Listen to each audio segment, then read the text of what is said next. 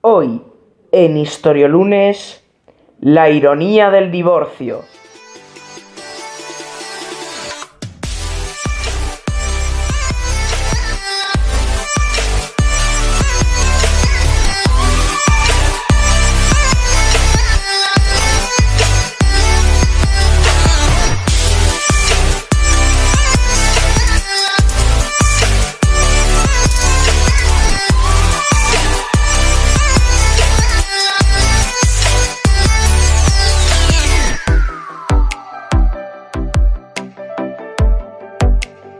A decir verdad, todo el territorio que Checoslovaquia llegó a comprender alguna vez había sido parte del Imperio Austrohúngaro hasta la Primera Guerra Mundial, tras la cual el imperio se va a la basura y Checoslovaquia obtiene su independencia en 1918. Checoslovaquia tuvo un breve conflicto con Polonia por un pequeño territorio que sí sé cómo se escribe, pero ni idea de cómo se pronuncia, así que lo voy a llamar el Z territorio. Al final se lo queda Checoslovaquia. Pero bueno, esto es solo el inicio de una era de esplendor de 20 años para Checoslovaquia. Una era de esplendor que duró hasta la entrada en escena del imperio demoníaco del pintor austriaco cuyo nombre no puedo pronunciar porque no quiero que el algoritmo me censure. Pero bueno, el caso es que en 1938 comienza un problema en Checoslovaquia porque el pintor austriaco se quiere comer los Sudetes, donde hay una minoría germanoparlante. Y bueno, la verdad es que Neville Chamberlain, el primer ministro de Reino Unido, está haciendo una política de apaciguamiento, creyendo que eso le va a funcionar para evitar un segundo conflicto de la magnitud de la Gran Guerra. Menudo iluso. Pero bueno, el caso es que al final el H pintor termina comiéndose los Sudetes. Por supuesto también le da a Polonia el Z territorio y a Hungría el sur de Eslovaquia. Aunque el pintor austriaco se había comprometido a respetarle el resto del territorio a Checoslovaquia, lo cierto es que le cedió Carpato-Ucrania a Hungría y por supuesto él se quedó Bohemia y Moravia, donde instauró un protectorado bajo el control de Reinhard Heydrich, un comandante de las SS y uno de los artífices de la Shoah. No tengo mucho más que decir por este punto. El caso es que luego, poco después, inicia la Segunda Guerra Mundial. Ya sabemos las devastadoras consecuencias que tuvo para Europa en general. Y bueno, hasta la aparición de la Unión Soviética por esta zona, pues no se solucionó nada de esto. Checoslovaquia no volvió a aparecer sino hasta después de la Segunda Guerra Mundial.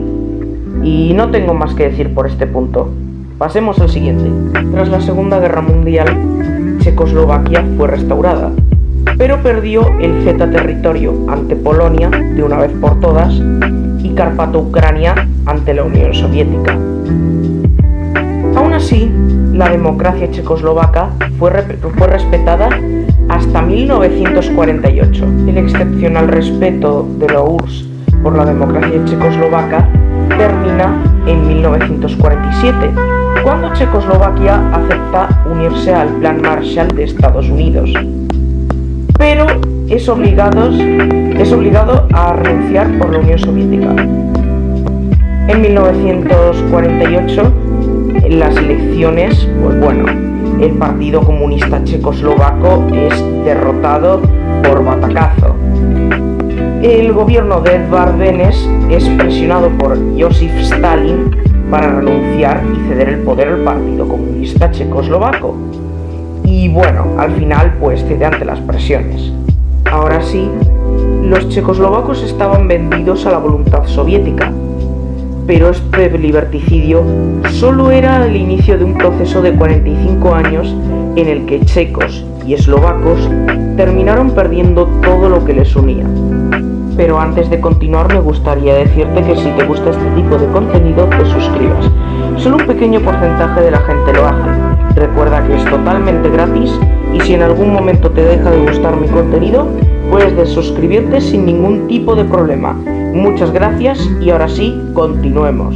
El episodio que estoy a punto de relataros es una de las razones por las que a veces pienso que los checos y eslovacos tienen eso del liberalismo en la estirpe.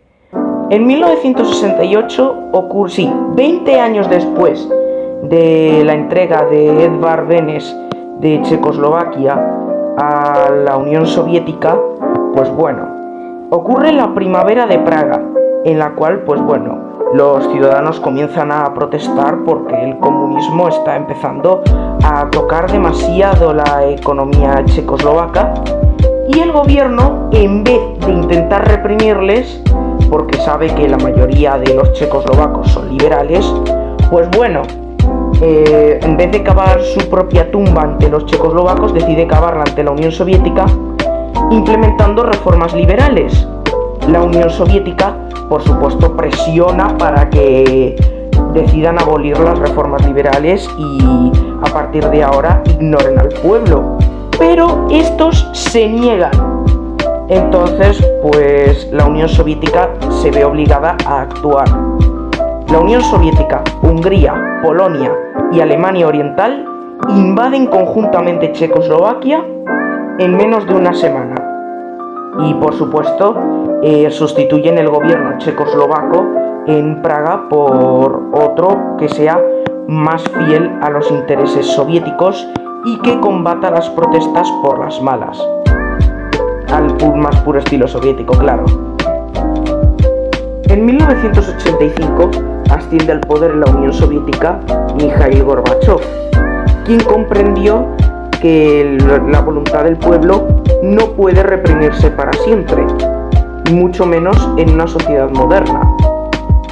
Por eso, en 1989, cuando la órbita soviética empezó a haber revueltas que luego se extrapolaron a la propia Unión Soviética en forma de movimientos separatistas, pues no hizo nada porque, a diferencia de sus predecesores, había comprendido que el criterio del pueblo, si lo reprimes, no va a cambiar. Es más, al contrario, solo lo vas a fortalecer.